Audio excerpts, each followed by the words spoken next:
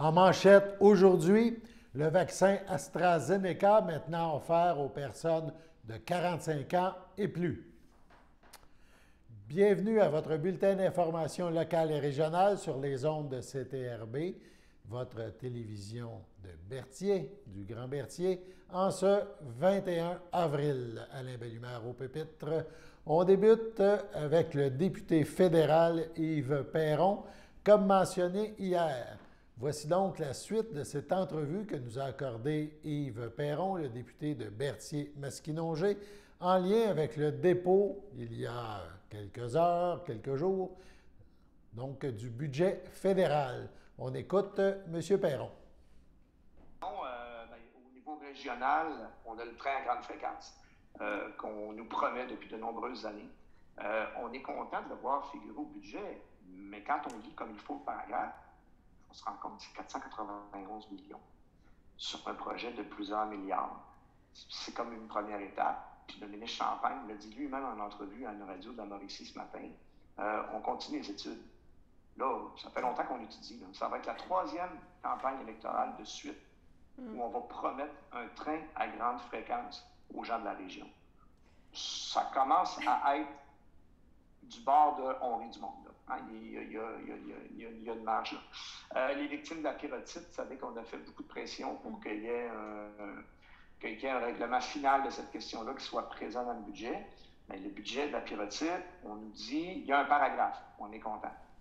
Et malheureusement, je pense que si on n'avait pas fait des pressions constantes dans les dernières semaines, avec des questions en chambre et des sorties publiques, je ne suis pas sûr qu'il y aurait eu ce paragraphe-là, parce que ce paragraphe-là dit on est conscient du problème, on veut mettre plus d'argent, on verra à l'automne après les discussions avec Québec. Qu'est-ce qu'on est en train de vous dire, les victimes de la pyrotite? On est en train de vous dire, c'est encore une fois une promesse électorale. Je pense que c'est jamais mieux que ça après 12 ans de souffrance. Sinon, je termine le survol des points que j'ai pour pouvoir y aller en question. Là, au niveau de l'agriculture, de l'agroalimentaire, bon, on attend depuis longtemps les compensations pour les transformateurs dans les productions sous gestion de l'offre. Donc, la volaille, les œufs et le lait. Il y a un montant de 292,5 millions de dollars qui est prévu sur 6 ans. Donc, ce n'est pas des énormes sommes. Par contre, ça semble correspondre aux demandes du milieu qui étaient une modernisation des usines de transformation. Ce qui est mi-figue, mi-raisin, je vous dirais. Là, je suis en train d'évaluer 292,5 millions. Si c'est suffisant, je pense pas mal sûr, après mes appels de ce matin, que c'est pas suffisant. On ne pourra pas être satisfait de ce montant-là, mais évidemment, comme tout pas dans la bonne direction, on ne refusera pas, on est content de cette annonce-là, mais on pense que c'est peut-être pas suffisant. Et les compensations pour l'accord de libre-échange avec les États-Unis et le Mexique, c'est encore absent. Alors que c'était dans la mise à jour économique de l'automne, ça a été mentionné. Puis ce n'est pas là. Je ne suis pas surpris, remarqué pour cet aspect-là. Là. Je ne m'y attendais pas. Mais tu sais, on peut avoir de l'espoir. Oui, voilà.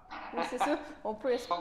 C'est clair que la vraie réponse à ça, l'argent, on la prend où? On la prend dans la poche de vos futurs enfants, comme c'est là, hein? Parce qu'on augmente la dette. Je ne veux pas avoir l'air populiste, là, mais la vraie réponse, c'est ça.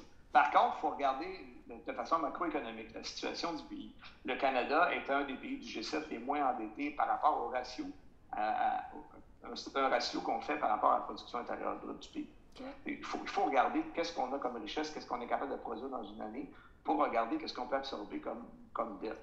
C'est comme quelqu'un qui gagne 15 000 par année, s'en va à la Caisse des Jardins, il va emprunter de l'argent pour acheter une auto. Puis quelqu'un qui gagne 90 000 par année, il s'en va à la même Caisse des Jardins pour emprunter une auto. Bien, la Caisse, ils vont prêter plus au gars qui gagne 90 000 parce qu'il représente moins de risques et il est capable de payer plus par mois. C'est un peu le même principe réparti sur les pays. Là, fait que, oui, la dette est élevée, on est conscient de ça. Par contre, nous, on a toujours dit que les dépenses étaient nécessaires. Mais il s'agit de les faire correctement. Oui, c'est ça. Et c'est là le problème. On n'est pas dans « ils dépensent trop », on est dans « dépense donc intelligemment » pour la suite des choses. Et nous, ce qu'on demandait, entre autres, c'est une relance verte. Là, encore une fois, on est très tôt après le dépôt du budget. Je fais un survol ce matin des mesures.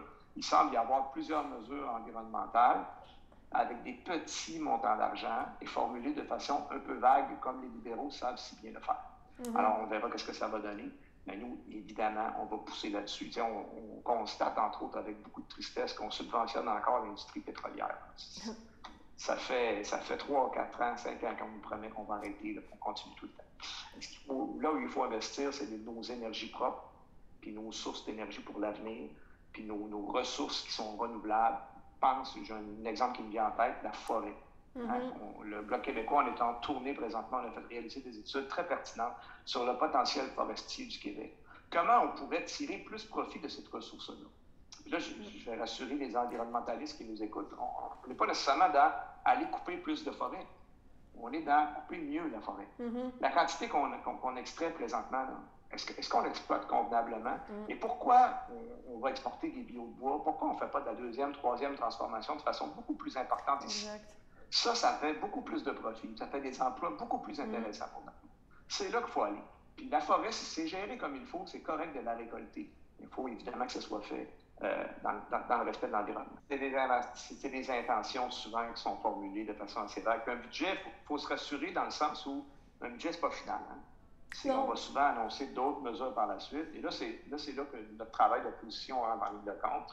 Dans les prochaines semaines, dans les prochains jours, on va débattre de ce budget-là. L'opposition officielle est en mesure de proposer des amendements et nous, comme deuxième opposition, on est en mesure de proposer des sous-amendements. Et je vais rassurer, entre autres, les gens qui travaillent en santé qui nous écoutent, les gens qui sont des aînés qui nous écoutent. Nous, on ne vous abandonnera pas. Soyez assurés qu'en sous-amendement, on va proposer d'inclure nos grandes priorités dans le budget. Est-ce que là, ça va être accepté par les autres formations politiques? C'est une bonne question. Rappelons-nous qu'on est en contexte de gouvernement minoritaire. Je ne pense pas qu'on s'en aille à l'élection immédiatement avec 4000 cas de COVID en Ontario. Là. Donc, on va avoir du temps de faire du bon travail, je pense. Donc, soyons optimistes comme on l'est toujours.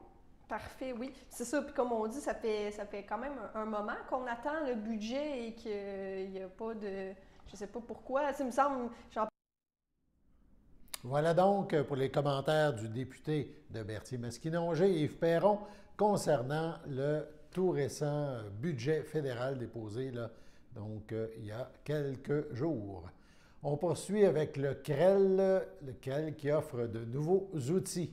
En effet, le Conseil régional de l'environnement de Lanaudière, le CREL, annonce 3 nouveaux outils qui visent à favoriser la mise en place de mesures en matière de mobilité durable. Nous en avons discuté avec Gabriel Meunier, qui est coordonnateur au CREL.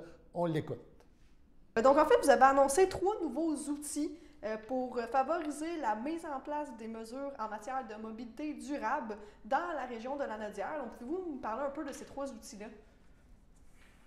Certainement. Donc, en fait, depuis quelques années déjà, là, on a la plateforme Embarque Lanaudière, qui à la base voulait être une plateforme de covoiturage pour la région. Avec notre travail de concertation avec les MRC, là, rapidement, on a élargi ça à tout ce qui était alternative à l'auto solo. Donc, on a inclus sur cette plateforme interactive-là tout ce qui est transport collectif, transport actif, transport adapté, électrification et transport. Ce qu'on a dévoilé, en fait, le 6 avril dernier lors de notre forum là, sur la mobilité durable, c'est un peu les nouvelles fonctionnalités de la plateforme. Donc, maintenant, il y a possibilité d'avoir un planificateur de trajet, donc quelque chose qu'on retrouve là, un peu comme sur Google Maps. Là, donc, on marque un point A, un point B, puis on voit les différentes alternatives possibles. Puis, on a aussi implanté, là, grâce à nos collègues d'un autre conseil régional de l'environnement, là, donc on travaille beaucoup en collaboration. Donc, en Estrie, ils ont développé un agrégateur qu'on appelle. Donc, plutôt que de faire référence à une seule plateforme de covoiturage, maintenant, ça nous permet d'en avoir 4 qui apparaissent là, à même notre plateforme. Donc, ça permet d'avoir les résultats de ces 4 plateformes-là. Donc, d'être plus efficace, d'avoir plus de possibilités de covoitureurs, puis plus d'offres pour les passagers. Donc, c'est des nouveautés qui ont été intégrées à cette plateforme-là. Donc, c'est peut-être le premier outil. Puis, ce qu'on souhaite pousser aussi, là, c'est d'afficher sur cette carte-là les employeurs proactifs dans la région. Là, on va y revenir un peu plus tard là, dans les bons coups qu'on présente, mais c'est toujours important pour nous de bien mettre en valeur ce qui se fait bien dans la région, puis de donner un peu l'avant-scène là, à des initiatives inspirantes. Donc, c'est le premier outil. Oui. Le deuxième outil, c'est en fait une plateforme web qu'on a lancée, là, encore une fois, pendant ce forum-là. Donc, C'est une boîte à outils sur la mobilité durable. Donc, c'est vraiment une boîte à outils qui s'adresse, je dirais, principalement aux entreprises, aux municipalités, aux employeurs, en fait, de la région qui souhaitent soit offrir des meilleurs services ou de mettre de l'avant des nouvelles actions en matière de mobilité durable. Donc, encore une fois, on a développé plusieurs outils là, de concert avec le milieu ces dernières années. Donc, on a fait une tournée régionale des 6 MRC de la région pour aller consulter, pour aller construire cette boîte à outils-là avec le milieu, puis de bien répondre aux besoins. Donc, on a plusieurs catégories là-dedans. Donc, encore une fois, on parle de transport actif, de transport collectif, d'électrification des transports. Le but de cette boîte à outils, c'est de rendre ça très concret. Donc, on vient présenter, on a 14 fiches qu'on a développées. Sur chacune de ces fiches-là, on indique un peu c'est quoi l'action qu'on propose, c'est quoi un peu la marche à suivre pour la réaliser, c'est les avantages. Mais on a toujours aussi, en tout cas, c'est très important de donner des exemples concrets. Donc, pas seulement y aller de manière théorique, voilà ce que c'est d'implanter, je dirais, des installations, disons, pour favoriser le transport actif dans vos bureaux, mais concrètement, oui, installer des douches, installer des supports à vélo, mais voici une entreprise de la région qui le fait, les impacts positifs que ça a eu sur ses employés, puis en même temps, éventuellement, des ressources complémentaires si vous voulez aller plus loin. Demain, nous vous présenterons le 3e et dernier outil du CREL. On parlera alors là, de capsules vidéo à suivre. Allons maintenant à la première pause. Le samedi matin, dès 9h30, nos téléspectateurs sont invités au Super Bingo télévisé diffusé de nos studios de Berthierville. Depuis maintenant une vingtaine d'années, plusieurs adeptes de la télévision régionale se sont partagés un montant de 600 $ disponible chaque semaine lors de cette joute de bingo télévisé. Un animateur et 3 bénévoles se succèdent à la caméra dans le but de vous faire passer une petite heure agréable et payante le samedi matin. On peut se procurer les cartes de jeu chez les dépositaires autorisés participants, c'est-à-dire à Berthierville, le dépanneur Formule 1 rue Gilles Villeneuve, le marché IGA Extra sur la rue Gabrielle-Brissette, le marché Métro rue Notre-Dame, la pharmacie Proxime rue Frontenac, le garage Pétroté sur la rue Gilles Villeneuve et à Saint-Ignace de Loyola, le marché Aldo rang Saint-Michel, le dépanneur Le Magasin Esso sur le chemin de la Traverse. C'est un rendez-vous tous les samedis matins à 9h30 sur les ondes de CTRB, votre télévision régionale et communautaire.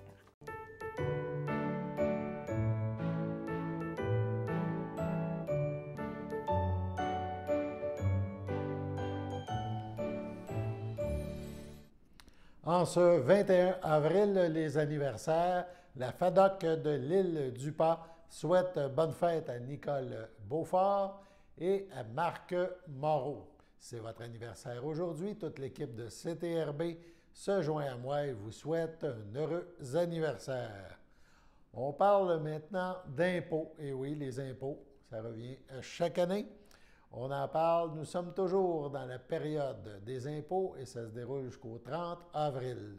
Rappelons que, comme annoncé par le ministre des Finances, Revenu Québec confirme qu'il n'imposera aucune pénalité et aucun intérêt aux citoyens qui produisent leur déclaration de revenus ou qui paient leur solde d'impôt après la date limite légale du 30 avril 2021, mais au plus tard avant le 31 mai 2021. Cette nouvelle mesure d'assouplissement vise à simplifier la vie aux Québécois qui ont été éprouvés par la crise provoquée par la COVID-19. Rappelons également qu'un service de clinique d'impôt est disponible au groupe d'entraide En toute amitié.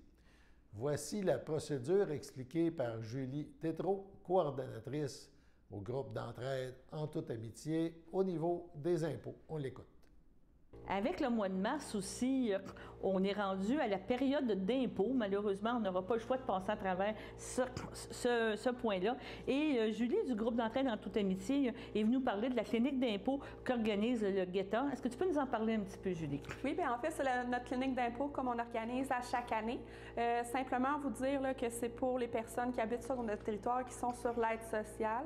Il faut que la personne elle laisse ses impôts, dans le fond, à jour. On ne fait pas les années précédentes. Pas des rattrapages. On ne fait pas de rattrapage, donc on fait juste l'année en cours. Puis ce qu'on demande, c'est d'apporter tous les documents, d'avoir une preuve de résidence, preuve de revenu naturellement. Puis les coûts, c'est un 10 $ pour une personne seule et un 15 $ qu'on demande pour un couple ou une famille. OK. Donc mars et avril, c'est le temps sur rendez-vous. Sur rendez-vous. Oui. Et bon, qu'est-ce qu'il faut mentionner, c'est que c'est important de faire son rapport d'impôt, même si on dit justement on est sur l'aide sociale, on n'a pas de revenus, parce que vous pouvez, il y a des crédits d'impôt qui sont reliés à ces demandes-là. Là. Exactement. Au 30 avril, là, si tu veux avoir ton crédit de TPS, ton crédit de plein de choses pour avoir de solidarité, je crois, c'est ça qui est le bon thème. Si tu vas avoir ces crédits-là, il faut absolument que tu fasses un rapport d'impôt. C'est ça, d'où l'importance de le faire à tous les ans, c'est bien ça. Exactement. Et cette année, le gouvernement a décidé que c'était le 30 avril, il n'y avait pas de passe-droit, tu n'as pas eu d'informations. J'ai pas d'informations, on n'a pas de date de prolongation comme l'année dernière. C'est ça, là, exactement. On n'a pas d'informations à cet effet-là pour cette année. Bon, pour rendez-vous, on rappelle que c'est le 836-6966. Est-ce qu'il y a un poste particulier à demander quand on arrive? Non. D'accord. Et vous acceptez des mandats de rapport d'impôt. Avez-vous une date limite que vous allez accepter les rapports? Ou... c'est vraiment mars-avril, donc le 30 avril étant la date. La dernière date. Oui, C'est ça, exactement. la dernière date pour aller porter les documents, oui, techniquement, pour le faire. Donc, on rappelle 836-6966 et ça s'adresse seulement aux personnes qui sont sur l'aide sociale. Donc, merci Julie, puis on va en reparler sûrement dans les prochaines semaines. CTRB l'a annoncé sur sa page Facebook tout dernièrement, mais une nouvelle émission sera sur nos ondes prochainement. Il s'agit de Un café avec Chloé. Chloé Lemont, notre animatrice de ce Café avec Chloé, rencontrera alors des personnalités du milieu culturel et sportif notamment. Nous vous laissons un petit aperçu du premier épisode d'Un café avec Chloé, où Chloé rencontre, pour cette grande première, Michael Venn, un arbitre de soccer de la région qui vient d'être nommé dans un important programme, le Next Gen. On écoute Chloé et son invité. Ça fait 11 ans que j'arbitre maintenant. Okay. C'est un objectif que j'avais en tête depuis longtemps, c'est d'aller au plus haut niveau. Et là, quand j'ai eu cette nouvelle-là, en fait, on est considéré comme des espoirs au niveau national. C'est vraiment un programme de développement. On est encadré par des arbitres professionnels, des entraîneurs d'arbitres qu'on appelle. On a des coachs. On est vraiment bien encadré. Donc là, je débute dans le programme. Donc c'est encore tout nouveau pour moi. Je n'ai pas beaucoup d'informations. Mais on a des séances pour l'instant en Zoom, des séances de formation. Après ça, on va avoir des tests physiques. Okay. Parce qu'en fait, mon admission est encore conditionnée à la réussite d'un test physique. Donc, tant le test physique n'est pas réussi, je ne suis pas encore accepté dans le programme officiellement, mais je fais partie de cette cohorte-là cette année. Et à chaque année, on doit répéter la demande. Donc, pour cette année, c'est un début. Ouais. OK, parfait. Puis ça, tu sais, ben là, j'imagine, vu que c'est admissible, tu ne sais pas encore si tu peux arbitrer effectivement tes matchs. Le calendrier n'est pas encore sorti à cause de ça. Là. Exact. On ne sait pas encore si on ressemble à quoi. Et même chose, moi, je suis une recrue sur le programme. Donc, je ne m'attends pas à être un arbitre régulier. Par contre, au niveau provincial, bien, c'est là que je vais faire, je veux dire, mon pain et mon beurre, c'est là que je fais mes preuves.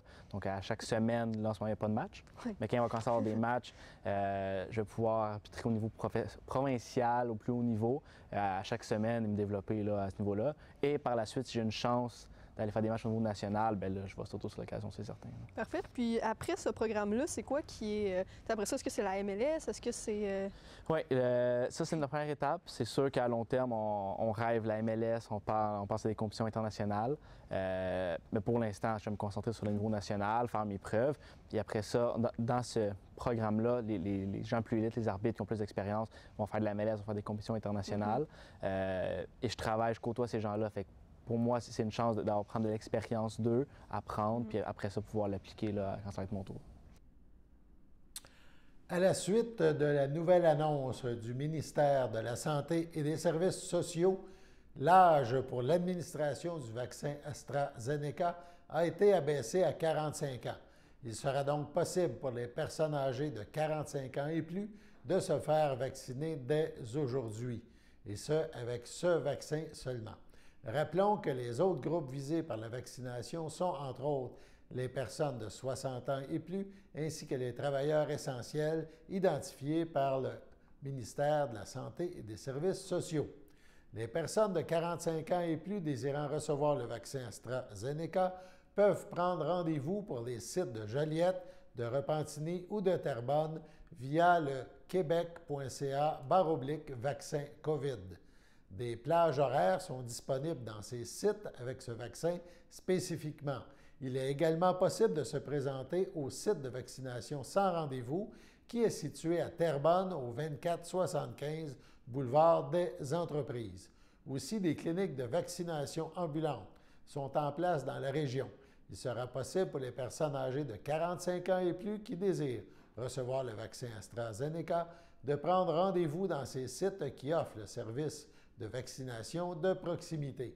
Consultez le site web du CI3S pour connaître les prochaines cliniques ambulantes offertes. La vaccination dans Lanaudière se déroule bien alors que plus de 140 000 personnes sont maintenant vaccinées. La direction du CI3S est heureuse de constater la réponse positive de la population en lien avec cette opération de vaccination majeure et tient à remercier toutes les personnes qui contribuent de près ou de loin au succès de cette campagne.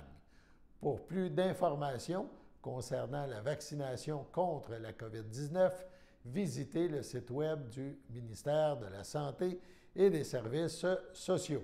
Allons maintenant à la pause. Sachez que vous pouvez nous faire part de vos commentaires, soit pour une annonce gratuite sur notre babillard ou toute autre suggestion en nous rejoignant par téléphone au 450-836-5103, 450-836-5103, ou bien par courriel tvcberthierville@hotmail.com, sur Facebook en écrivant Facebook CTRB. Et surtout, n'hésitez pas à visiter notre chaîne YouTube afin d'y retrouver une grande partie de notre programmation sur YouTube CTRB. Les émissions sont classées par catégorie, vous permettant de chercher moins longtemps. Vous pouvez aussi cliquer sur le rectangle rouge « S'abonner » pour être à l'affût des dernières émissions enregistrées.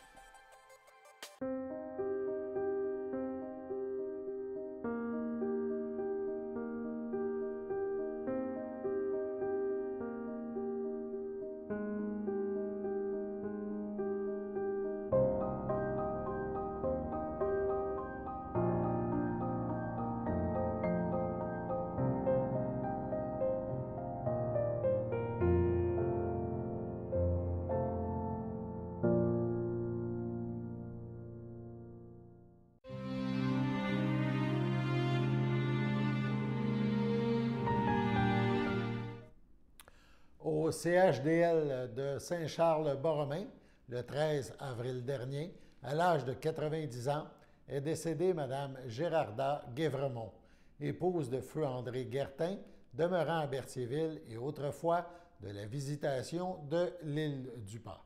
L'ayant précédé son fils Maurice, elle laisse dans le deuil ses enfants Gilles Guertin, Chantal Morin, Serge Guertin, Liliane Trépanier, Lucie Guertin, Mario Gravel, feu Solange Guertin, ses 6 petits-enfants et 6 arrière-petits-enfants, sa sœur, ses frères, son beau-frère et ses belles-sœurs, donc Pauline Guévremont, Elfège Bergeron, Robert Guévremont, Denise Courchaine, André Guévremont, Lisette Brissette, Raymond Guévremont, Denise Thibault, Fleurette Blais, feu Jules Guévremont, Claire Barthes, feu O'Neill Guévremont, Janine Guertin, feu Marcel Généreux, Louisiane Plante, feu Narcisse Guertin, ainsi que plusieurs neveux, nièces, autres parents et amis. Étant donné la situation de la pandémie actuelle, une cérémonie aura lieu en toute intimité à une date ultérieure. Allons-y maintenant avec la météo.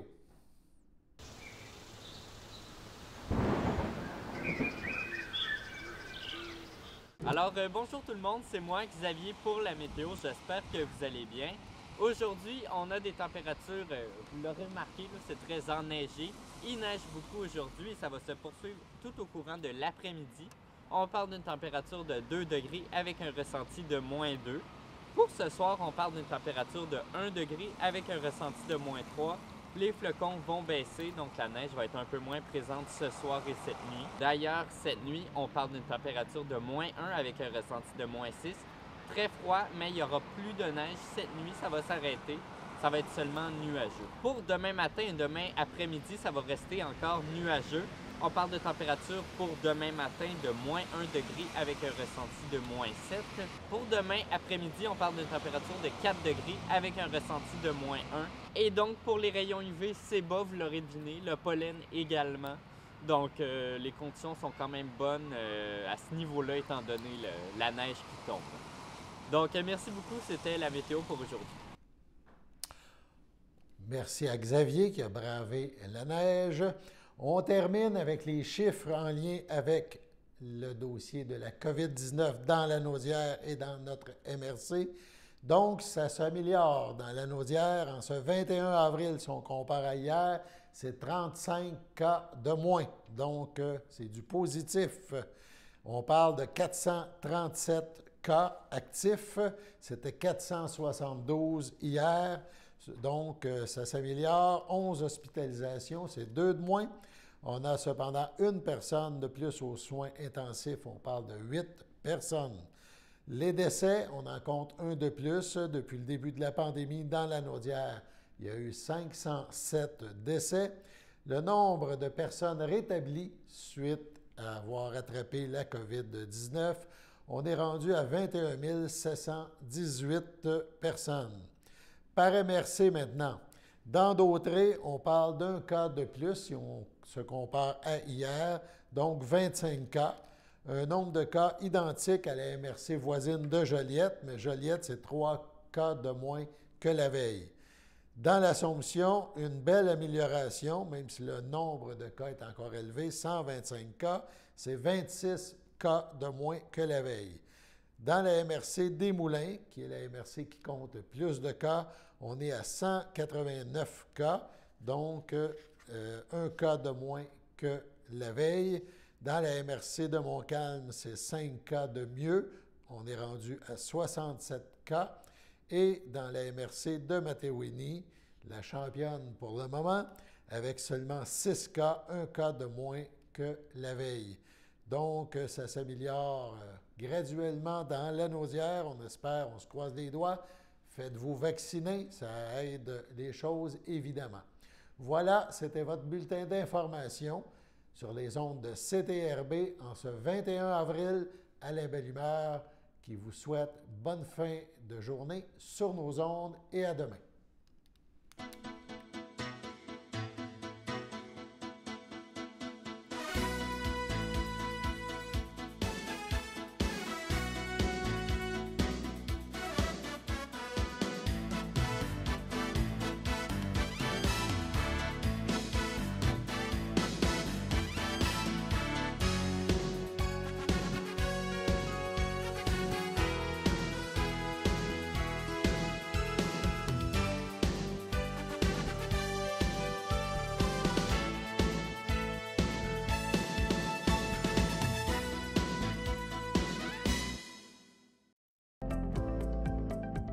Les télévisions communautaires autonomes du Québec, ce sont les télévisions les plus importantes parce qu'elles sont proches de la communauté.